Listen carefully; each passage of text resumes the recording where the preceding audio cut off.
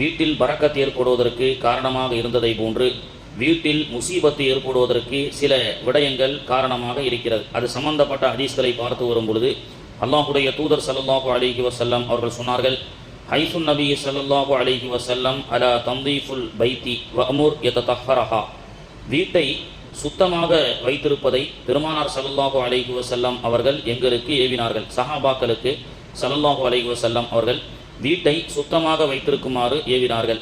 பிறகு சொன்னார்கள், தஹீரு அஃப்னியத்திக்கும், உங்களுடைய வீட்டினுடைய முற்றங்களை வெளிப்பக்கங்களை சுத்தமாக வைத்திருங்கள். ஏனென்றால் ஃபஇன்னல் யஹூத, யூதர்கள் லா தஹரு அஃப்னியத்திஹா, தங்களுடைய வீட்டு சுற்று வெளி முற்றங்களை அவர்கள் சுத்தமாக வைத்திருப்பதில்லை என்று கூறினார்கள். இப்படியாக வீட்டினுடைய முகப்பு பகுதி முற்றத்தை சுத்தம் செய்வது என்பது அல்லாஹுடைய தூதர் ஸல்லல்லாஹு அலைஹி வஸல்லம் அவர்கள் நமக்கு கற்றுக் கொடுத்தார்கள்.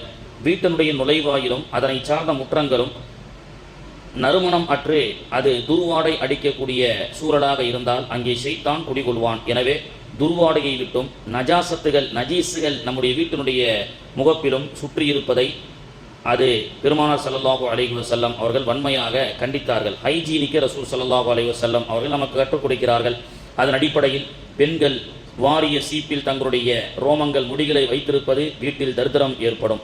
அது மட்டுமல்லாமல் ஆண்கள் பெண்கள் கணவன் மனைவிகள் கூடிவிட்டால் உடனடியாக குளிக்காமல் அதே நிலையில் அவர்கள் வீட்டிலே தன்னுடைய நேரங்களை கழிப்பதை கொண்டு வீட்டில் முசீபத் ஏற்படும். இது போன்ற நிறைய விஷயம் நம்முடைய அமல்களால் செய்யக்கூடிய செயல்களால் தரித்திரம் ஏற்படும் என்று அல்லாஹுடைய தூதர் அவர்கள் சொன்னார்கள்.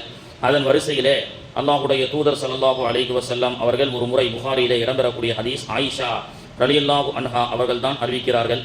ஒரு முறை பெருமானார் ஸல்லல்லாஹு அலைஹி வஸல்லம் அவர்கள் வீட்டுக்குள் நுழைந்தார்கள். அப்பொழுது வீட்டினுடைய நுழைவாயிலில் திரை ஒன்று போடப்பட்டது. திரை போடுவது என்பது வீட்டினுடைய முன் வாசல்ல திரையிடுவது என்பது ஒரு சுன்னத்தாக இருக்கிறது. ஆனால் இங்கே போடப்பட்ட திரையில் ஒரு விவகாரம் இருந்தது. என்னவென்று சொன்னால் ஃபீஹா தசாவீர், அந்த திரையிலே ஒரு உருவப்படம் இருந்தது. பெருமானார் ஸல்லல்லாஹு அலைஹி வஸல்லம் வீட்டுக்குள்ள நுழைகிறாங்க.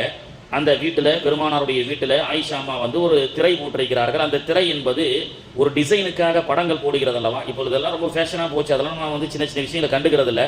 ஆனால் பெருமானார் அவர்கள் அந்த திரை ஆயிஷா அம்மா போட்ட அந்த வீட்டினுடைய முகப்பு திரையிலே ஒரு உருவப்படம் இருந்தது. ஃபலம்மா ரஆஹா ரசூல் ஸல்லல்லாஹு அலைஹி வஸல்லம், பெருமானார் ஸல்லல்லாஹு அலைஹி வஸல்லம் அதை பார்த்தார்கள். காம அலல் பாபி, வீட்டு வாசல்லையே நின்று விட்டார்கள். ஃபலம் எதுகுல், வீட்டுக்குள் நுழையவில்லை. ஃபரஃப்தஃபி வஜீஹில் கராஹா, பெருமானாருடைய முகங்கள் அதை கண்டு வெறுத்ததை நான் உணர்ந்து கொண்டேன். ரசூலுல்லாஹ் உள்ள வராமல் அந்த உருவப்படத்தை பார்த்து முறைச்சிக்கிட்டு அவங்களுடைய முகங்கள் மாறிவிட்டது, அவங்க எரிச்சப்பட ஆரம்பிச்சிட்டாங்க. எனவே நான் அதை உணர்ந்து கொண்டேன்.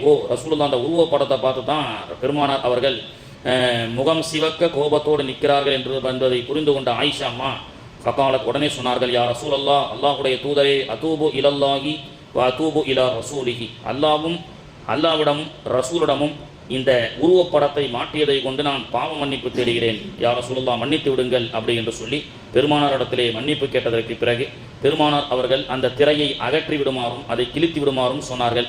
பிறகு சொன்னார்கள், ஃபகால ரசூல் ஸல்லல்லாஹு அலைஹி வஸல்லம், இன்ன அஸ்ஹாப ஹாதிஹி ஸௌரி யுஅத்திபூன, யார் இந்த உருவப்படத்தை இந்த துணியில் அச்சிட்டார்களோ அவர்கள் மீதும் அல்லாஹுடைய லானத் ஏற்படும், அல்லாஹுடைய வேதனை ஏற்படும்.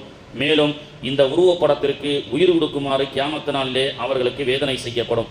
பிறகு சொன்னார்கள், இன்னல் பைத்தல்லதி, எந்த வீட்டில் ஃபீஹி ஸௌர், எந்த வீட்டில் இது போன்ற உருவப்படங்கள் இருக்கிறதோ லா ததுகுலுல் மலாயிகா, அங்கே மலக்குகள் வரமாட்டார்கள் அப்படின்னு பெருமானார் அவர்கள் சொன்னார்கள்.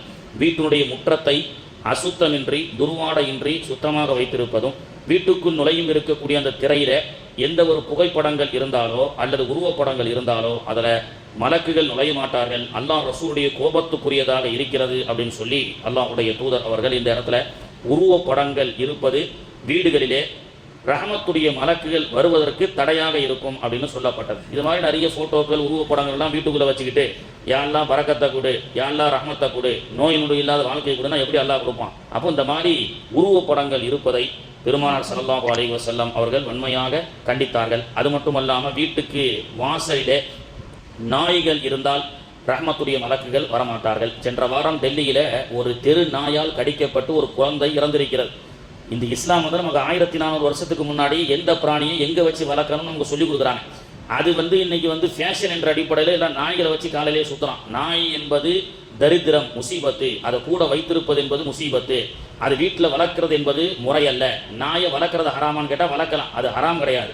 அதை எங்கே வளர்க்கணும்? பண்ணைகளில், வெளியில் இருக்கக்கூடிய வனாந்திரக்கத்தில், தோட்டங்களில் வளர்க்க வேண்டிய பிராணி. அதை கொண்டு வந்து வீட்டுக்குள்ளே வச்சு கொஞ்சிக்கிட்டு அதில் இருக்கக்கூடிய அந்த கிருமிகள், அந்த நாவிலே ஏற்படக்கூடிய அந்த கிருமிகளை வந்து 7 முறை அந்த நாக்கை பட்டுருச்சுன்னு சொன்னால் 7 முறை மண்ணை வச்சு ரசூல்லா கழுவ சொல்கிறாங்கன்னு சொன்னால், அந்த மண் 7 முறை வச்சு கழுவக்கூடிய அளவுக்கு உண்டான பாக்டீரியா, நச்சு கிருமிகள் அந்த நாயினுடைய வாயில் இருக்கிறது, நாக்கில் இருக்குது. அதனுடைய உடம்புல பட்டா நஜீஸ்ன்னு ரசூல்லா சொல்லி கொடுக்குறாங்க.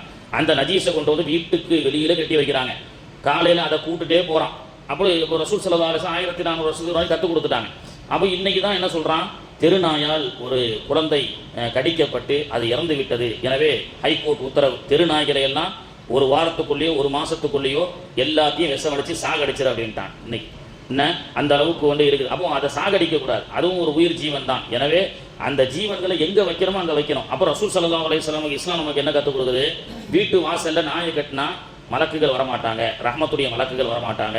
உருவப்படங்கள் இருந்தால் வீட்டில் ரஹ்மத்துடைய மலக்குகள் வரமாட்டாங்க. இதெல்லாம் வீடுக்கு தரித்திரம் ஏற்படுவதற்கு காரணமாக அமையும் என்று அல்லாஹ்வுடைய தூதர் ஸல்லல்லாஹு அலைஹி வஸல்லம்